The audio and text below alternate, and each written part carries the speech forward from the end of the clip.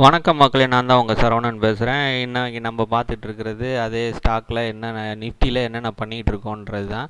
இப்போ என் கையில் என்ன பொசிஷன் இருக்குது அப்படின்னா, நிஃப்டி வந்து 29 பிப்ரவரி 20,500 புட்டு நான் ஏற்கனவே 70 ரூபாய்க்கு எடுத்திருக்கேன். அதை உங்கள்கிட்ட யாரும் சொல்ல முடியல, எனக்கு வீடியோ போட முடியல. ஸோ 70 ரூபாய்க்கு எடுத்துருக்கிறேன். இன்றைக்கி அது 48 ரூபா 20 பைசா இருக்குது நம்மக்கிட்ட. அது போக பேலன்ஸே பார்த்திங்கன்னா நம்ம ட்ரேட் பண்ணியிருக்கோம். நம்ம ட்ரேட் பண்ணி நம்மளுக்கு லாபம் ஒரு 2 தடவை லாபம் வந்திருக்கு. 2600 அது போக எக்ஸ்ட்ராவாக கையில் இருக்குது இன்னும். ஸோ இப்போ வரைக்கும் நம்ம 5000 ரூபாய்க்கு மேலே தான் லாபத்தில் தான் இருக்கிறோம். ஸோ ஓவராலாக நம்மளுடைய லாஸ் 1130 ரூபா இருக்குது. நம்ம இன்னும் லாபத்தில் தான் இருக்கிறோம்.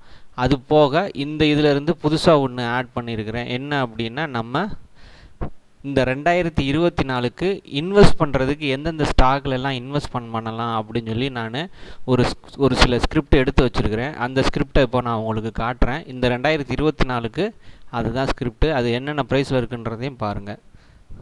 மொத்தம் 12 ஸ்டாக் எடுத்து வச்சுருக்கிறேன். Aarti Industries, ACC, Adani Green Energy, Adani Total Gas Limited, Aditya Birla Fashion and Retail Limited, Amara Raja Batteries, Aarti Drugs Limited, City Union Bank, Hindalco, Kaveri Seeds, Voltas, Williamson Magor கோம் லிமிடெட். இது மட்டும் அந்த 35 ரூபா ஸ்டாக் மட்டும் கொஞ்சம் ரிஸ்கி. அதை மட்டும் நம்ம செக் பண்ணிக்கணும். இதில் ரொம்ப பெஸ்ட்டாக இருக்கிறது பார்த்தீங்க அப்படின்னா சிட்டி யூனியன் பேங்க்கும், அதுக்கப்புறம் பார்த்தீங்கன்னா வோல்டாஸ் கிட்டத்தட்ட 820 ரூபாலேருந்து ஏறிட்டு இருக்கு. நான் 1030 தான் நம்ம மக்களுக்கு காமிச்சிருக்கேன். என்னோடய கிளைண்ட்டுக்கு எல்லாத்துக்குமே நான் 900 820 அந்த ரேஞ்சிலே பைக்கால் கொடுத்துட்டேன்.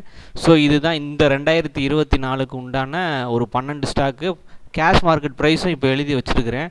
நம்ம என்ன ரேட்டில் எக்ஸிட் ஆக போகிறோம், எந்த டைம்ன்றதையும் நம்ம மென்ஷன் பண்ணிக்கிடுவோம். ஓகேங்களா? ஸோ நான் டெக்னிக்கல் அனாலிசிஸ்ட், செபி டெக்னிக்கல் அனாலிசிஸ்ட் கிடையாது. ஸோ என் பேச்சை நீங்கள் கேட்கணுன்னு அவசியம் இல்லை. ஸோ இது ஒரு கற்பித்தலுக்கு மட்டுமே. நன்றி, வணக்கம்.